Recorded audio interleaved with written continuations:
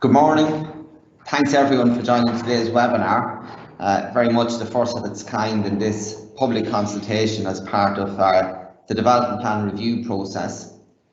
The purpose of this session is to provide a concise overview of what the Westmeath County Development Plan is and what it means to you and your community. So today's webinar will consist of 3 presentations. The first of which will give a brief overview of the plan itself and the plan making process, followed by a presentation from David Lestrange of CAS, one of Ireland's most recognisable environmental consultants. He'll provide an insight into how environmental considerations are incorporated in the plan making process. And finally, Vanessa Liston, CEO of CivicQ, one of Ireland's leading public engagement consultants, will give an insight to how you can engage with and make a submission to the plan if you feel you need to. If you have any questions as we move through the presentation, you can submit these through the Q&A facility at any time. We'll respond to as many as possible throughout the webinar. We'll also conclude with a quick Q&A session at the end of the presentations. My name is Cathaldus Hartin. I'm the Senior Planner here in Westmeath County Council, and I'm going to now tell you about the draft development plan, which is essentially a planning framework to guide development and investment in Westmeath for a 6-year period. Hopefully a bit more specific than the famous miracle equation here, the plan itself consists of a written statement which sets out policies for the county and maps which indicate zonings for different types of development, for example, residential, industrial and amenities such as parks. It supports the development of our county and its communities by outlining a set of objectives and key principles for development proposals to follow. Essentially, its purpose is to create and promote opportunities for Westmeath through policies which, for example, provide for the creation of places that combine environmental quality with a vibrant economy and a good quality of life. All of this is underpinned by an evidence base and an understanding of the profile of Westmeath and what people are doing across the county.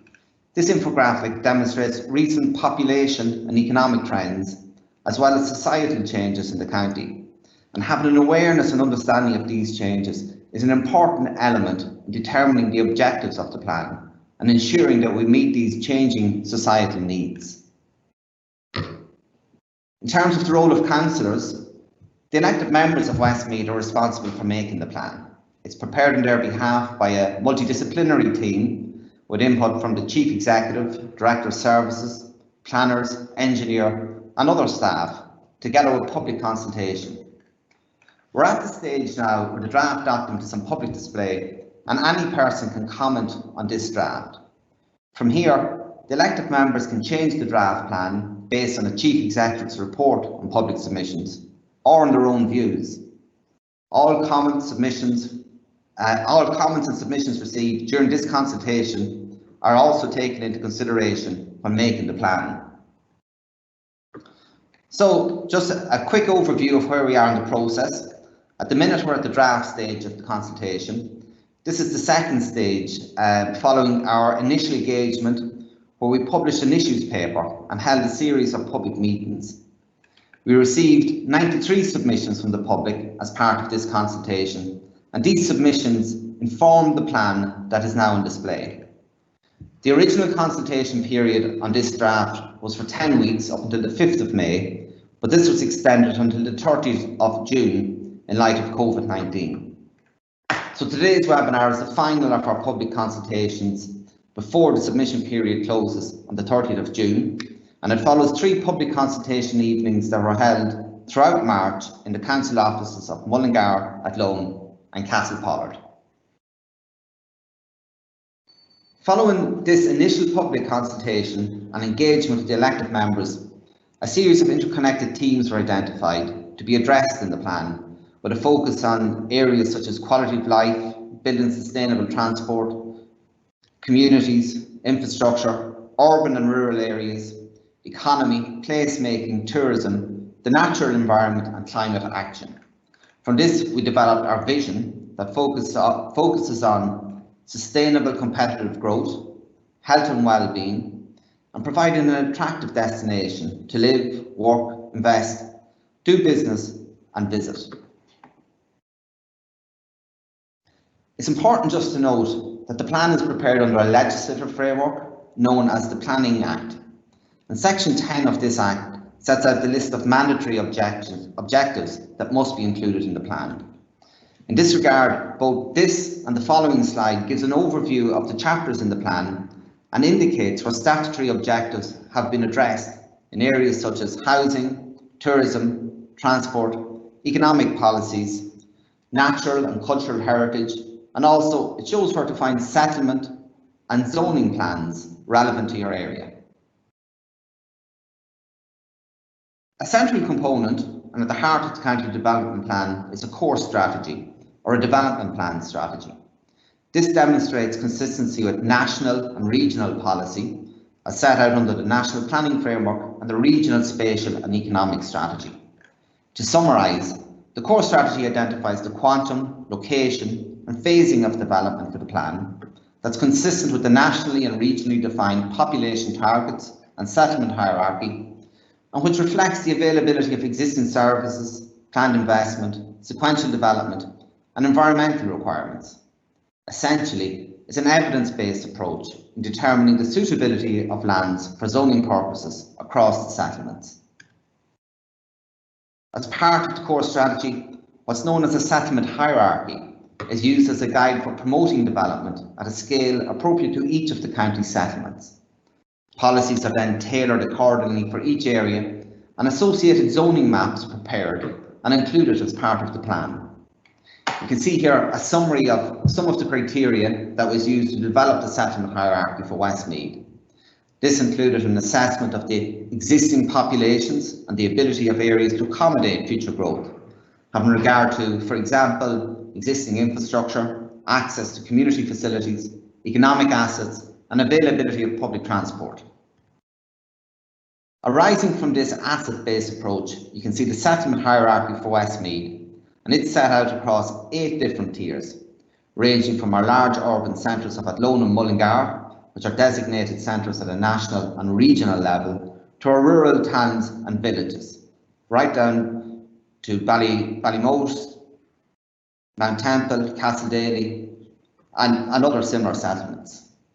And as mentioned, specific tailored policy is included in the plan for each tier of the settlement hierarchy. You can see here the strategy for the county depicted diagrammatically. The map outlines the relationship between settlements across the county and how these areas are connected both within the county and across the wider region by way of key transport corridors. So you can get a picture of how Westmeath is anticipated to develop over the plan period in line with the availability of infrastructure, services and amenities. The grey area to the northwest is representative of rural areas where there's a particular focus on rural renewal. As evident from the settlement hierarchy, Westmeath has 2 large influential towns in the form of Athlone and Mullingar. Both towns are served by national rail and road networks and are supported by a range of towns and villages across the county. The plan seeks to strengthen Westmeath's urban structure and realise the role of Athlone as a regional centre and Mullingar as a critical key town in a manner that reflects the national aspirations of providing viable alternatives to Dublin. As part of this reimagining of our urban centres, the plan supports the creation of vibrant, attractive towns with a focus on regeneration, which takes advantage of services that are already in place.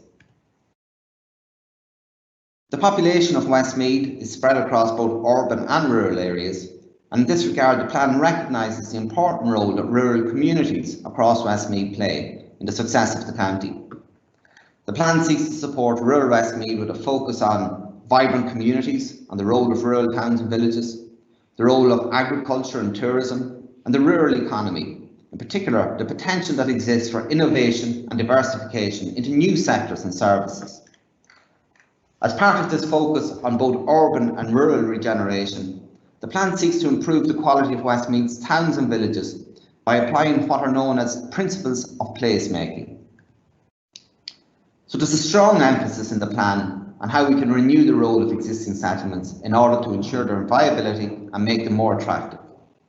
To support this, these placemaking and design principles are set out to encourage the creation of a sense of place for areas which responds to their unique locations. ensuring access to services and amenities, and helping create settlements that are adaptable and flexible to the needs of the communities, and in turn, which enhance the overall quality of life experienced by people in the county. Another important element of delivering an improved quality of life is the presence of sustainable economic development. This includes enabling appropriately scaled economic development within urban and rural centres that supports the settlement structure and vision for the county.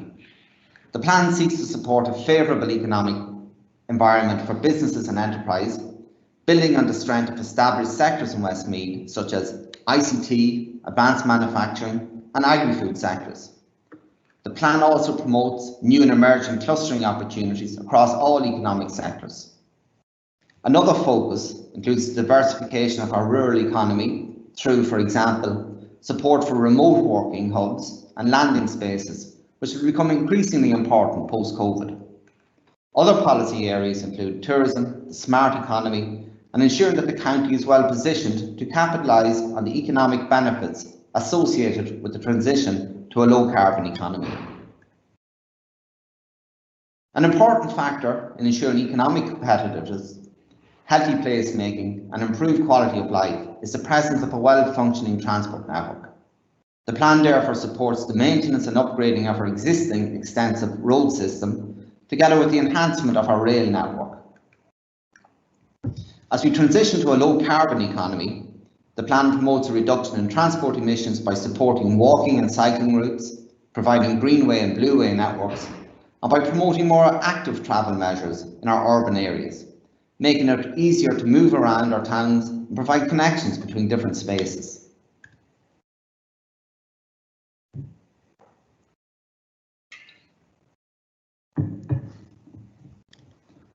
In developing this low carbon and climate resilient theme, the plan also looks at how we can reduce energy demand and greenhouse gas emissions through a combination of effective mitigation and adaptation responses to climate change, including measures which seek to promote behavioural change in our communities.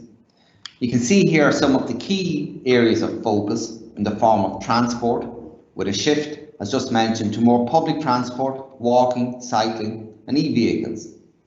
The importance of nature-based solutions such as greenways and blueways, flood resilience measures as supported by the flood risk assessment which informed the plan, resource management and waste prevention, and the encouragement of low energy design and more energy efficient buildings.